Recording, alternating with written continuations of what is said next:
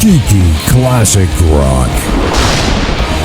Hey guys, my name is Kiki. If you're new to this channel, hello! What's going on? Welcome. What I like to do is talk about anything and everything classic rock, pop, nostalgia, all of that super fun stuff. And on top of it, the coolest thing is that Al and I have our own radio station called Kiki.fm. You can download it in the App Store on your iPhone or your Android, or you can listen to it on your desktop. You can walk around, go for a run with the dog or the cat.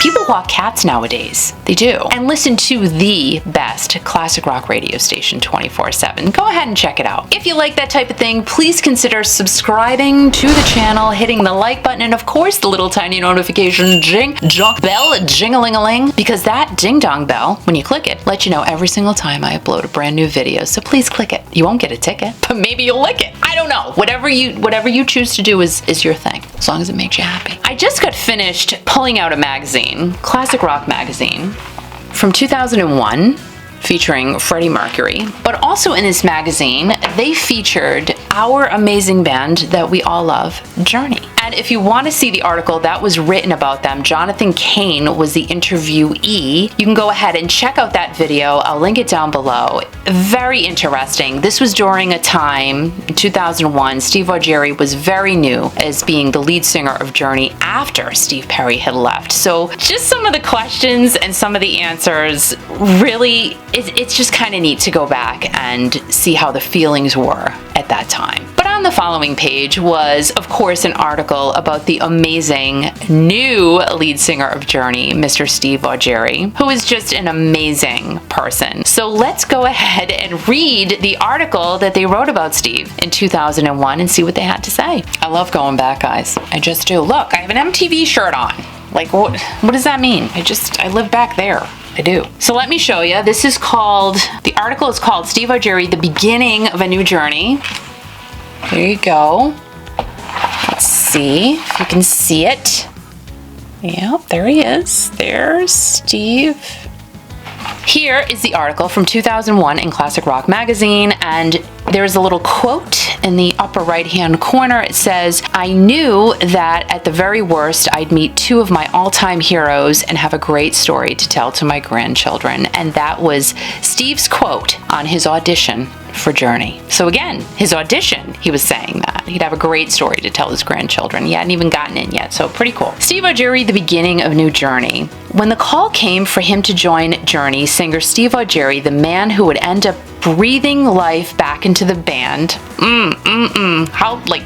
it gives me chills. I love it. Had effectively quit the music business, although he'd enjoyed cult status through Tall Stories' eponymous album in 1991. Sounds like hippopotamus. Eponymous, hippopotamus, but it's not, it's eponymous. And then been a member of Taiketo, recording 1995 Shine and the following year's Take Out and Served Up Live. With them, Augeri had opted to paint houses instead, and then taken up full-time employment in Manhattan as a maintenance manager for the Gap clothing chain. Just imagine. Excuse me, can you put my light bulb in? And was he wearing the red leather pants? I don't know. When I came back home after being in Taiketo, I needed to put my house in order, Augeri recalls. My wife and child had put up with my whim of becoming a rock star for long enough. I was gonna get a pension plan and join the rest of civilization. Don't stop believing, kids. Ever. That all ended when he received a call from Journey's Neil Schon. So shocked was Augeri that he refused to believe it was really the guitarist. I know, imagine like Neil calling you up. "Hey Steve, we want you to come work for us." He's like, "Oh, this isn't Neil. Come on, stop. Finally convinced, he begged Sean for 3 weeks to prepare before flying to San Francisco to audition. Perfect place, right? "I hadn't sung in almost 2 years, Augeri explains. I'd been trying to persuade myself I could live without it, but I was in denial and I was fooling myself. And maybe that realistic attitude helped me to get through the audition. I knew that at the very worst, I'd meet two of my all-time heroes, Neil Schon and Jonathan Cain, and have a great story to tell my grandchildren." Like, that's just so Steve.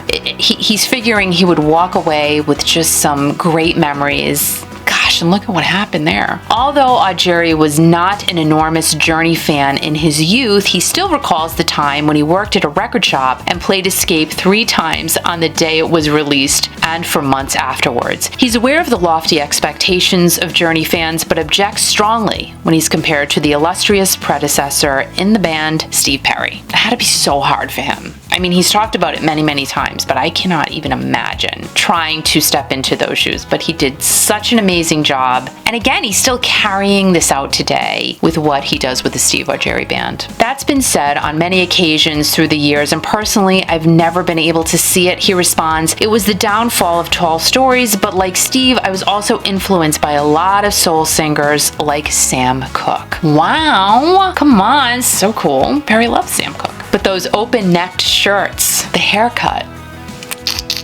I'm such a dweeb. That's an absolute coincidence. Truthfully, I kept my distance when the band wanted to show my old videos or whatever. I've really tried to be my own man. He did that, and he still does that. Despite diminished sales of the band's records, Augeri insists that the reality of being in Journey is all he hoped it would be, commenting, "Is it anticlimactic to sell 200,000 records? Sure, we expected more than that, but the bottom line is that our live audience has doubled, and I'm sure that'll open things up for us in the long run. Maybe they'll say," and in quotes it says, "adopts pensioner voice."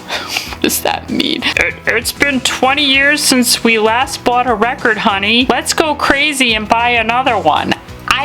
I don't even know. What's a pensioner voice? Does that mean an old person? Like you're on a pension? I don't know. But I just did my Kermit the Frog voice for that. Naturally, since becoming a member of Journey, he has experienced both positive and negative responses from the band's fans. "Let me put it this way," he says. "We're now on our 3rd tour. On the first one, we were doing about 1,500 seaters. The second with Foreigner, how cool, 3,000 to 5,000. Now it's from 8,000 to 10,000 plus. See what Steve Augeri did for the band? Literally, he quadrupled their attendance. But from the start, I knew there'd be folks who wouldn't be able to deal with this. Some singers you just can't replace. I appreciate that, but most people seem to let their guard down after 3 songs and start to enjoy themselves." How can you not enjoy yourself at a Journey show?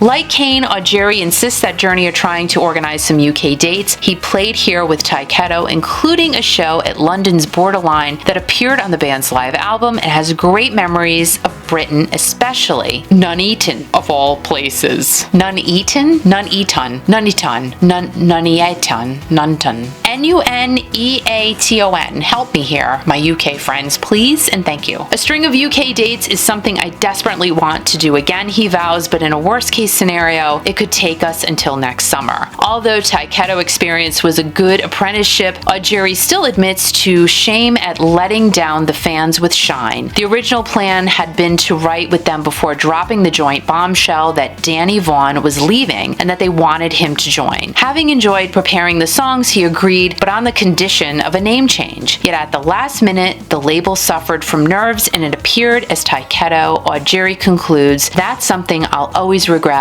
but the Taiketo situation helped me with the Journey because I've learned where to step lightly, where to show respect." And that is something Steve Augeri always does. He always shows respect for everyone around him, and especially he shows respect to his fans. And we love Steve. We truly love Steve Augeri, and what a time that was for him and for us. So guys, hope you enjoyed that article about Steve Augeri when he was in Journey, and this is from 2001. Remember to be kind to everyone, always stay strong, and always remember, most importantly, I've been saying this a lot lately, but turn up Journey, crank it up, and of course, always remember to keep rocking.